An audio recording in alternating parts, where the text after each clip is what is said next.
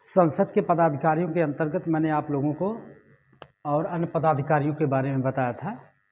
आज उसी कड़ी में चर्चा कर लेते हैं। लोकसभा में विपक्ष का नेता। लोकसभा में विपक्ष का नेता किसे बनाया जाता है? तो सामान्य रूप से ये कहा जाता है कि जिनको पूर्ण बहुमत प्राप्त होता है, जिन दलों को पूर्ण बहुमत प्राप्त होता है वो पक्ष में होते हैं, उनकी सरकार बनती है। और जिन दलों को या दल को पूर्ण बहुमत नहीं प्राप्त हो पाता है, उन्हीं दलों में से एक लोगों को विपक्ष का नेता बना दिया जाता है। अब विपक्ष के नेता की अगर हम बात करें तो विपक्ष के नेता का संविधान में किसी प्रकार का कोई वर्णन नहीं है। इसको एक संसदीय विधि के अनुसार पहली बार 1977 में विपक्ष के नेता को मान्यता दी गई थी। मतलब संसद में कानून बना करके विपक्ष के नेता को मान्यता दी गई थी और ये 1977 में मान्यता दी गई थी विपक्ष के नेता को। और राम सुभग सिंह को सबसे पहले लोकसभा के विपक्ष का नेता बनाया गया था। और जो विपक्ष का नेता होता है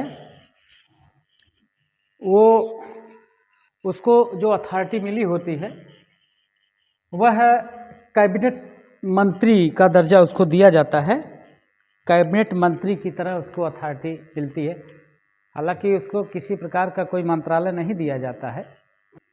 तो यहाँ पर सवाल ये उठता है कि किस व्यक्ति को क्या शर्तें होनी चाहिए, क्या शर्तें होनी चाहिए अगर किसी व्यक्ति को, किसी लोकसभा सदस्य को अगर विपक्ष का नेता बनाना है। तो देखो, सरकार बनाने के लिए आधे से अधिक सदस्यों की ज़रूरत पड़ती है और वो सदस्य जो विजयी हुए हों। जैसे वर्तमान में कुल लोकसभा सदस्यों की संख्या 543 है। कितना है? 543 है।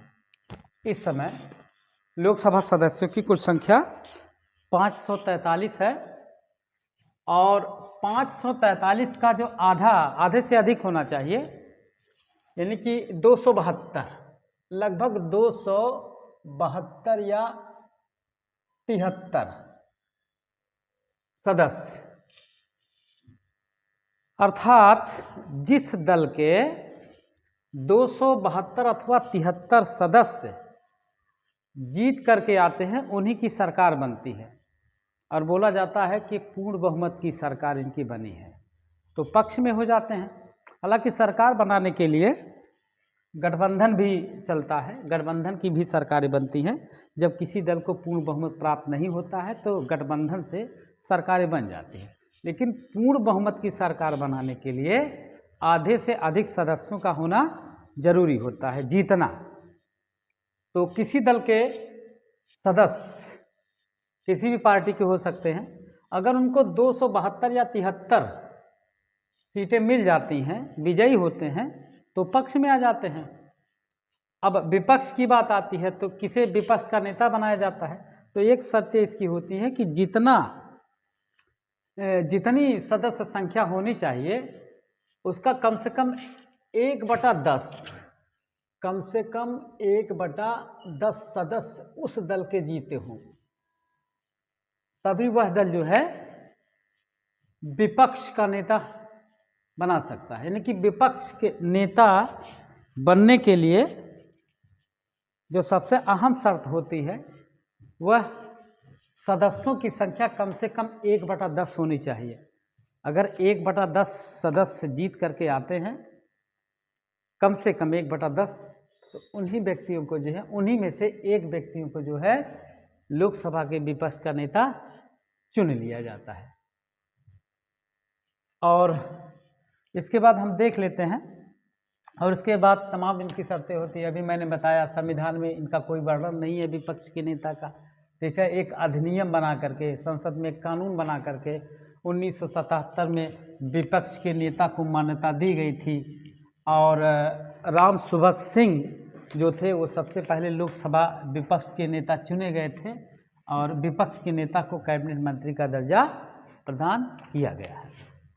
अब हम आते हैं एक अन्य लोकसभा पदाधिकारी के बारे में बात कर लेते हैं। तो वो हैं लोकसभा महासचिव, सेक्रेटरी जनरल ऑफ लोकसभा। देखिए, विशेष करके ये जो होते हैं वो आईएएस अधिकारी होते हैं। किसी आईएएस अधिकारी को ही जो है बनाया जाता है लोकसभा महासचिव। तो पहली शर्त ये है कि 60 वर्ष की उम्र तक वह अपने पद पर रह सकते हैं और वो संसद के अस्थाई सदस्य माने जाते हैं। वो संसद के अस्थाई सदस्य होते हैं जिनको लोकसभा महासचिव नियुक्त किया जाता है।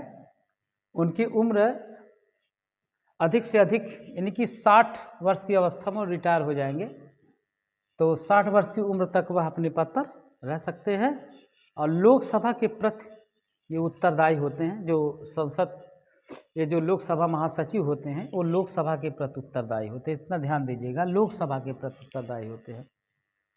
और इनका जो काम होता है वो राष्ट्रपति की ओर से सदन के अधिवेशन में सदस्यों को उपस्थित होने के लिए आमंत्रित करते हैं। कहने का मतलब ये हो गया कि जो संयुक्त अधिवेशन बुलाया जाता है वह राष्ट्रपति के द्वारा बुलाया जाता है। अब वो जिम्मेदारी किसके ऊपर दे दी जाती है? वो जिम्मेदारी जो दी जाती है वो लोकसभा महासचिव के ऊपर वो जिम्मेदारी दे दी जाती है। इसका काम ये होता है कि जो अधिवेशन बुलाया जा रहा है उसमें ये सदस्यों को आमंत्रित करें ताकि अधिक से अधिक सदस्य जो है उपस्थित हो सकें। इनका एक काम हो गया और तमाम काम होता है।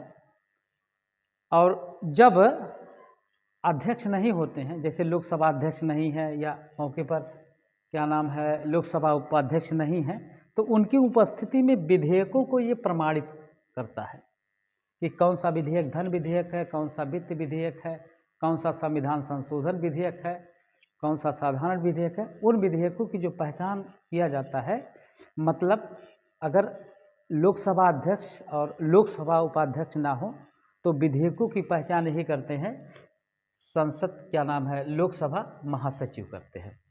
इनका काम है विधेयकों की पहचान करना। जब लोकसभा अध्यक्ष और लोकसभा उपाध्यक्ष ना हो तब ये ऐसा काम करते हैं कि कौन सा विधेयक धन विधेयक है, कौन सा वित्त विधेयक है, कौन सा संविधान संशोधन विधेयक है और कौन सा साधारण विधेयक है। लेते हैं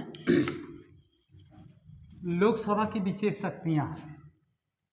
लोकसभा की कड़ी में अभी मैंने आप लोगों को लोकसभा के जितने पदाधिकारी थे लगभग हमने बताया लोकसभा पदाधिकारियों के बारे में। अब हम थोड़ा सा देख लेते हैं लोकसभा की विशेष शक्तियाँ कि कौन कौन सी शक्ति लोकसभा के पास है। तो ध्यान दीजिएगा, अनुच्छेद 75 की उपधारा 3 के अनुसार, अनुच्छेद 75 की उपधारा 3 के अनुसार, यानी कि अनुच्छेद 75 की उपधारा 3 के अनुसार जो होता है वो जो मंत्रिपरिषद होता है वो लोकसभा के प्रति उत्तरदायी होती है। मंत्रिपरिषद लोकसभा के प्रति उत्तरदायी होती है। ऐसे देख लेते हैं, ऐसे लोकसभा, राज्यसभा, प्रेसिडेंट राष्ट्रपति, ये मंत्रिपरिषद होता है जिसमें प्रधानमंत्री मेन होते हैं। उसके बाद कैबिनेट मंत्री, कैबिनेट मंत्री होते हैं, फिर संबद्ध मंत्री होते हैं, संबद्ध मंत्री होते हैं। उसके बाद स्वतंत्र प्रभार वाले मंत्री होते हैं। कौन होते हैं? स्वतंत्र प्रभार वाले मंत्री होते हैं।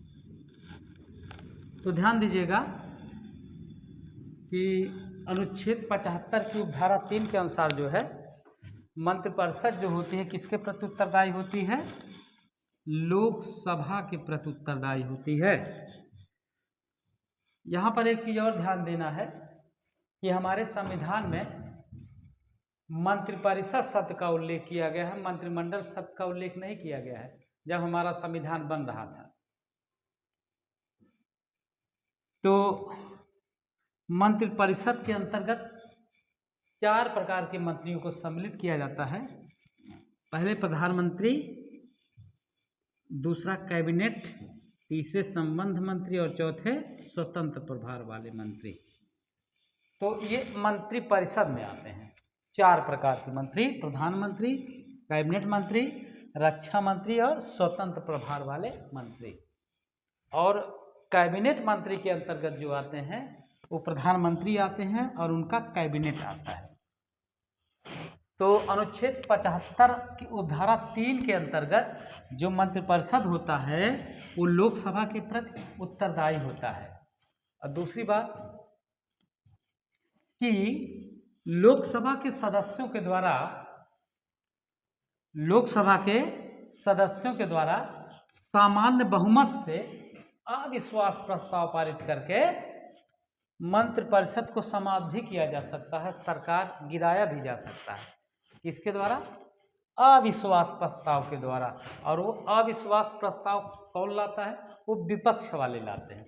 मतलब जब विपक्ष में जो लोग हैं उनको ये विश्वास हो जाता है कि अब इनके दल में उतने लोग नहीं रह गए हैं, इनका साथ देने वाले नहीं रह गए हैं, तो वो क्या करते हैं? अविश्वास प्रस्ताव लाते हैं। और उनको ये विश्वास होता है कि अविश्वास प्रस्ताव लाया जाएगा तो हो सकती है सरकार गिर जाए। अगर अविश्वास प्रस्ताव पारित हो गया तो सरकार क्या हो जाती है? गिर जाती है। यानी कि प्रधानमंत्री को अथवा हम कह सकते हैं मंत्रिपरिषद को इस्तीफा देना पड़ जाता है। और जो राष्ट्रपति होता है, मतलब कार्यपालिका अध्यक्ष होता है, कार्यपालिका शक्ति इसके अधिकार क्षेत्र में होता है। और वास्तविक कार्यपालिका शक्ति किसमें होती है? ये मंत्रिपरिषद में होती है। और प्रधानमंत्री किसको इस्तीफा देता है? किससे इस्तीफा ले सकता है? राष्ट्रपति जो होता है वो किससे इस्तीफा ले सकता है? प्रधानमंत्री से। प्रधानमंत्री की इस्तीफे देने का मतलब है पूरी सरकार का खत्म हो जाना। तो ध्यान दीजिएगा, जो संघीय कार्यपालिका होती है वो मंत्रिपरिषद पर नियंत्रण स्थापित करती है। तो संघीय कार्यपालिका के अंतर्गत सभी आ जाते हैं, लोकसभा भी आ जाता है, राज्यसभा भी और प्रेसिडेंट भी आ जाते हैं, उस पर नियंत्रण स्थापित करती है। उसमें जो मंत्रिपरिषद होता है वो लोकसभा के प्रति उत्तरदायी होता है। अब दूसरी बात कर लेते हैं, धन विधेयक पर पूर्ण अधिकार होता है किसका? लोकसभा का। धन विधेयक पर लोकसभा का पूरा अधिकार होता है, क्योंकि पहली बात है कि धन विधेयक जो है वो लोकसभा में ही पारित किया जाता है, सबसे पहले लोकसभा में ही जाता है। लोकसभा में धन विधेयक पारित होने के बाद वो राज्यसभा में जाता है और राज्यसभा उसको अगर पारित कर देती है कि जो लोकसभा में जिस प्रकार से बनाया गया था, अगर वो पारित कर देती है तो ठीक है। अगर वो नहीं पारित करती है तो 14 दिन के अंदर जो है उस विधेयक को पुनः लोकसभा में भेजना पड़ता है। अगर उसमें किसी प्रकार का कोई संशोधन करती है राज्यसभा तो लोकसभा के ऊपर डिपेंड करता है कि ये जो राज्यसभा ने जो संशोधन किया है उसको माने अथवा ना माने। अगर मानती है तब भी और नहीं मानती है तब भी, ठीक है। उस पर पूरी तरह से नियंत्रण किसका हो जाता है? लोकसभा का। अब अगला क्या शक्ति है, विशेष शक्ति लोकसभा की? तो अगला है विधि यानी कानून के निर्माण में लोकसभा अधिक शक्तिशाली है।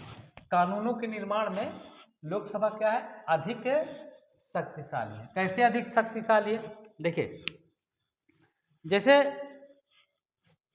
जो साधारण विधेयक होता है ना, सामान्य विधेयक या साधारण विधेयक, मतलब कोई कानून बनने के लिए लोकसभा में अगर गया और वहां से वो 2/3 बहुमत से पारित कर दिया गया, 2/3 बहुमत से उस कानून को पारित कर दिया गया।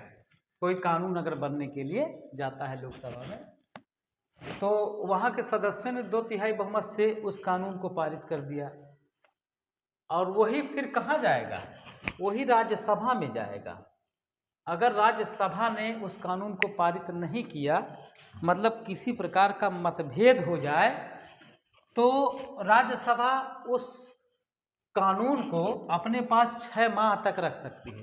तो इससे ये क्लियर हो जाता है कि अब इस पर संयुक्त अधिवेशन बुलाया जा सकता है, और उस कानून का निर्माण करना है तो संयुक्त अधिवेशन बुलाया जाता है। तो संयुक्त अधिवेशन में लोकसभा और राज्यसभा के सभी सदस्य सम्मिलित होते हैं।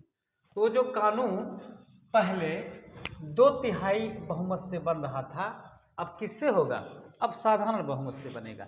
साधारण बहुमत से जब संयुक्त अधिवेशन बुलाया जाता है तो उसमें जो कानून बनाया जाता है तो वो विशेष रूप से साधारण बहुमत से पारित होता है। तो अब लोकसभा में वो कानून बन गया था 2/3 बहुमत से, राज्यसभा में गया, मतभेद हुई, कानून नहीं बन पाया, संयुक्त अधिवेशन बुलाया गया।